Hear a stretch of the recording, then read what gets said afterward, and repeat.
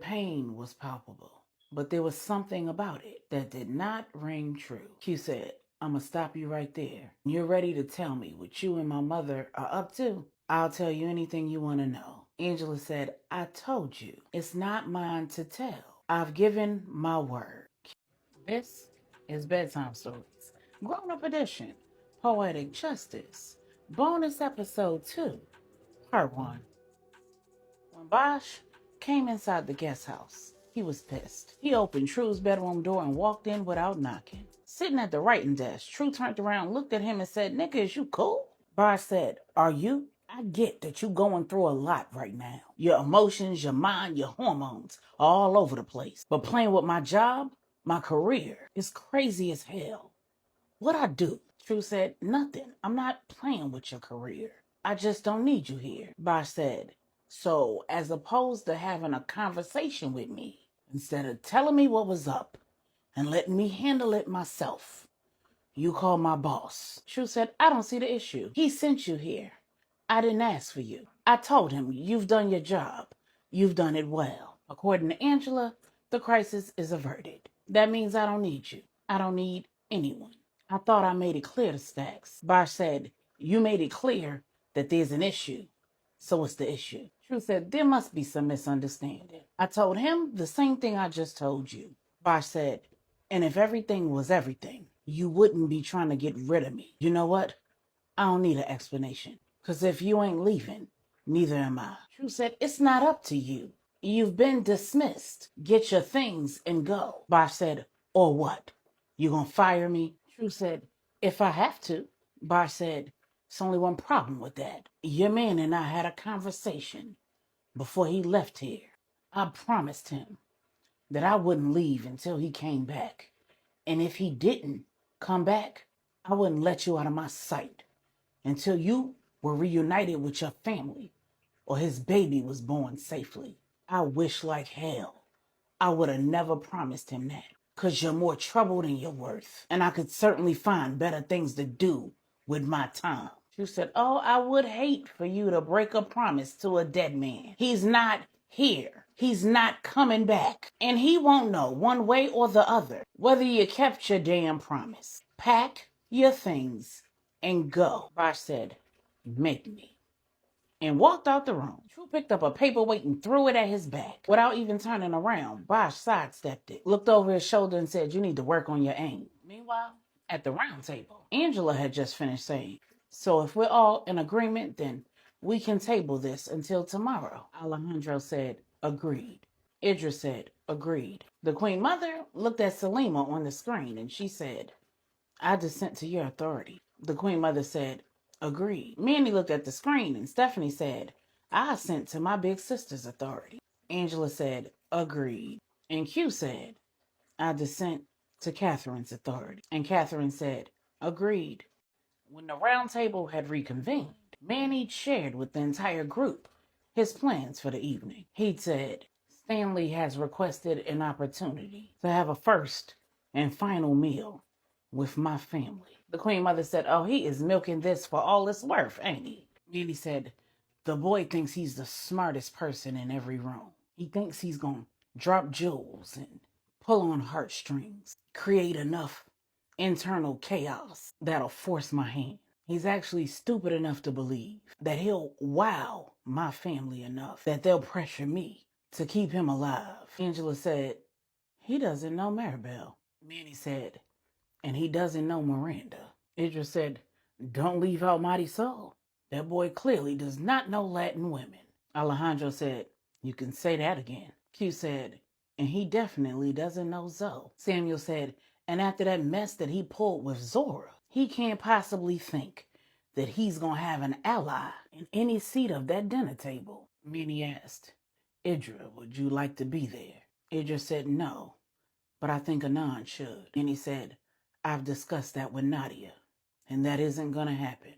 So in the vote to break the round table until the following day concluded, Manny and Angela put a team in rotation on Stanley, and everyone left with their assignments, because there was still work to do. Angela, LJ, Q, Salima, and Stephanie needed to get updated reports on all of the men and women who'd been picked up during the raids. They needed to follow up on intel, validate and verify new information. Q needed to check in with the FBI, and Angela needed to find Stanley's lover. During the discussion, when the round table reconvened, Manny had informed the group that Stanley had said that the Lopez family would be receiving letters if he died before he had the opportunity to meet with them.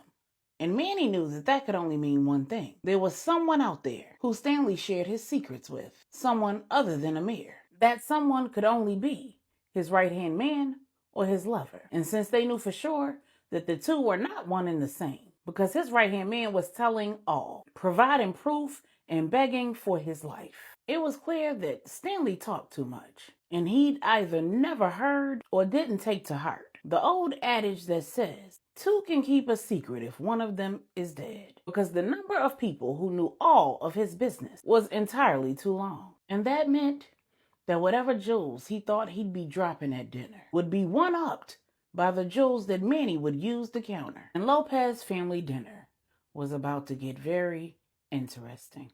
When Idra left the round table, he headed to the Queen Mother's villa, not with the intentions of picking up where their conversation had left off, but to find his sister, because he knew that that's where she would be. And he was right. When he got there, his sister was a basket case. Idra said, "Sis, Nadia-san, I am so sorry." And Idra said, "You don't need to be. This is not your fault. I came here to make sure you were good, and to find out why Anand is not here with you." The Queen Mother said, "Anand is not well.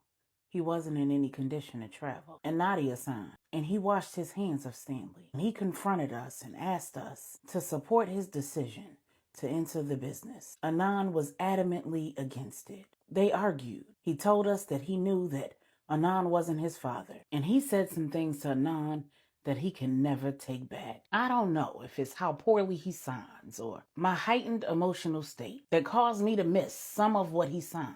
But from the things that he said to me and to Manny, it's clear that he had the wrong idea. He thought that I'd gotten pregnant by Manny and that I'd passed him off as Anand's, and Anand didn't know it. He thinks I was some loose, fast girl, and Anand was some gullible, naive older man. And now he wants to have this dinner tonight. I'm not going. The Queen Mother signed, "You've got to go, Nadia. You've got to see this through." Nadia said, "I can't do it. I can't face Marisol and the children. I can't take any more revelations about my son, about his character, about the things that he's done. I can't look at him tonight and know that the clock is ticking on his life and there's nothing I can do to save him. I can't look him in the eyes again and see the hatred that he has in them for me. I just want to go home and be with Anand." Idra signed, "You can't run away from this, Nadia. You made choices that you don't get to keep hiding from.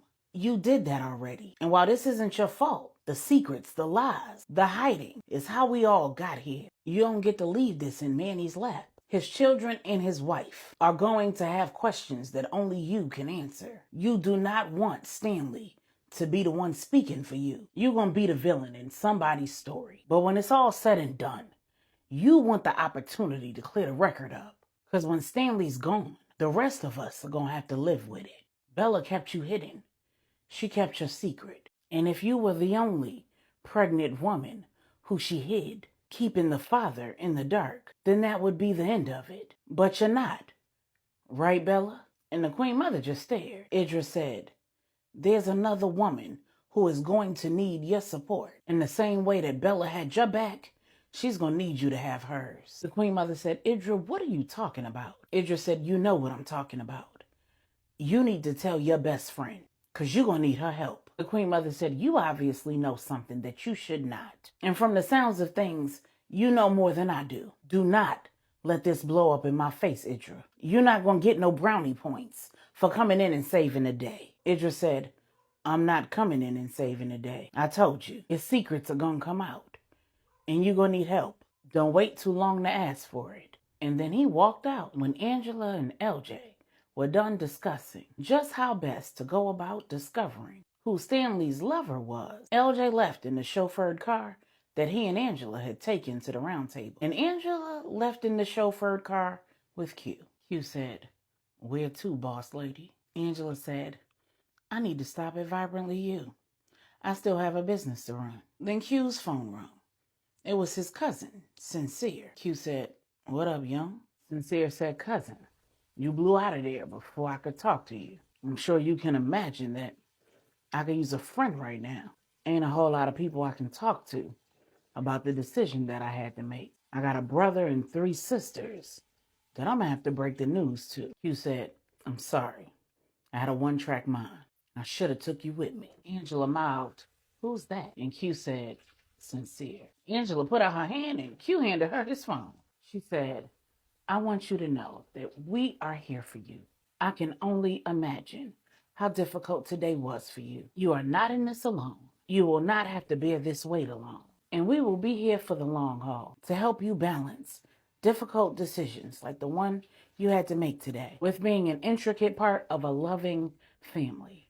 Because this is a loving family, Sincere. Sincere said, I don't doubt that, Angie. You've been nothing but welcoming to me and my siblings. And I know that if there was any other way, you of all people would have found it. Thank you for welcoming me and my siblings with such open arms, despite our father's many deceptions and how we were created. Angela said, no child should have to bear the burden or the weight of their parents' poor decisions. And no child is a mistake. And my own father made different decisions. My sisters, Jessica and Melissa, would probably still be alive, and so would he. So I know a little something about fathers dropping the ball right in the laps of their children, and their children having to live with their father's sins. Obviously, your siblings are going to have to be informed, but I'd like to propose something, if you're open to it. I'd like to arrange a dinner tonight. Have you, Catherine, and Saint over. I'll gladly mediate what will certainly be a difficult conversation and help you all determine how best to tell the girls. Saint said, you'll do that for us? Angela said, it would be my pleasure. Sincere said, well, I'll get Saint here then, but I'd really like to see Q and talk with him before all of that. Angela said, no problem. I'll give him the phone back right now. Then she said, while handing Q the phone, ask him to come over to Vibrantly You. Q pulled a face and got back on the phone and said, cousin, we're heading over to my wife's business. I get the feeling we're going to be there for a while. Why don't you swing over there and you and I can take a walk, get some air and kick it? And Angela just smiled, because she was up to something. A few days earlier, Angela and Catherine had a conversation. Catherine said, so Angela, I need your help with something. You are the type of woman that I want Sincere to marry. Angela said, excuse me? Catherine said, not you. You're the type of woman that he needs.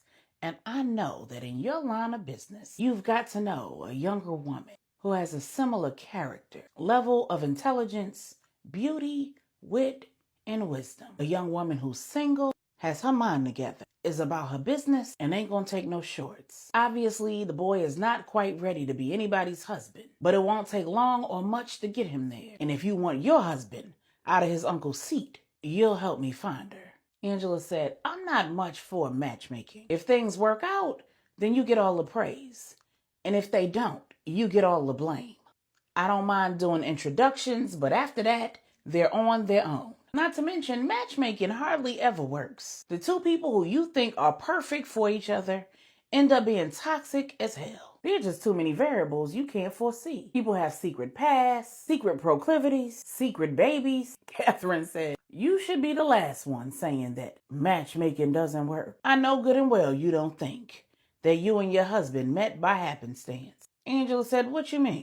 Catherine said, girl, when the writing was on the wall for your first marriage, your Uncle Manny told LJ to assign Q to your case. He knew enough about both of you to know that all he had to do was get y'all two in the same room. That is matchmaking 101. It only takes a spark to get the fire going. Angela said, well, I'll be. And Catherine just fell out laughing. She said, you find her, make the introduction, and give me the tap.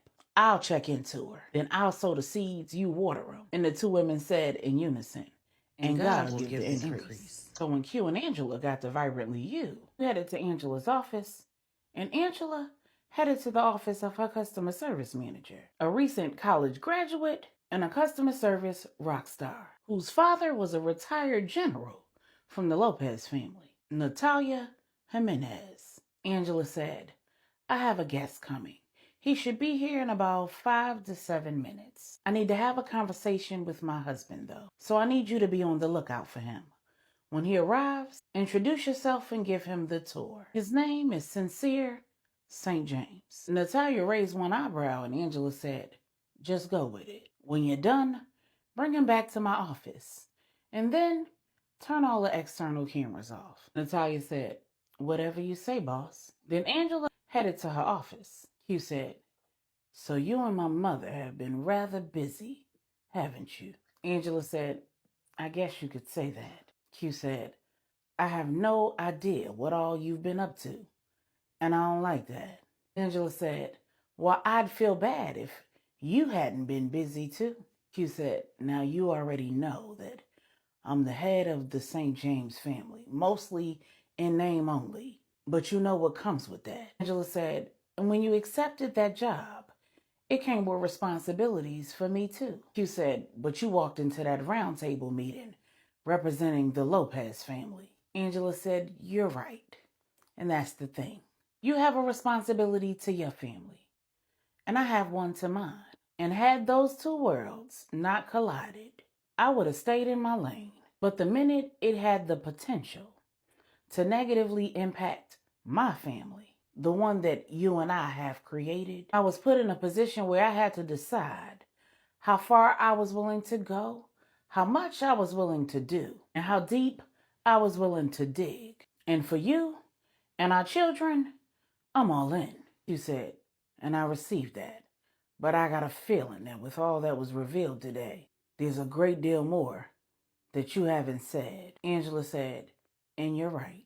And the things that I haven't said, I won't be able to say now. I'm going to need you to trust me. Q said, and you got that. Angela said, but there's something that you haven't said. Q raised one eyebrow and Angela said, you have an advantage.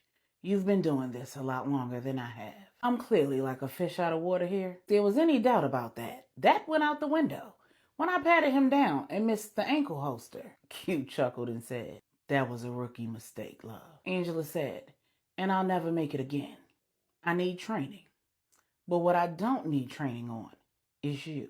You, I know. You said and did all the right things today at Big Wood's memorial service. Your pain was palpable, but there was something about it that did not ring true. Q said, I'm going to stop you right there. You're ready to tell me what you and my mother are up to? I'll tell you anything you want to know. Angela said, I told you. It's not mine to tell. I've given my word. Q said, and so have I. And then Sincere walked in. Angela said, y'all have finished the tour already? Natalia walked in behind him saying, we never started. Sincere said, I ain't know what old girl was on. I came here to meet cuz, not to play in lotion and smell perfume. Angela said, well, we need a moment. So if you don't mind, please humor me and go on the tour. Natalia said, and let me help you pick out a few things while we're at it.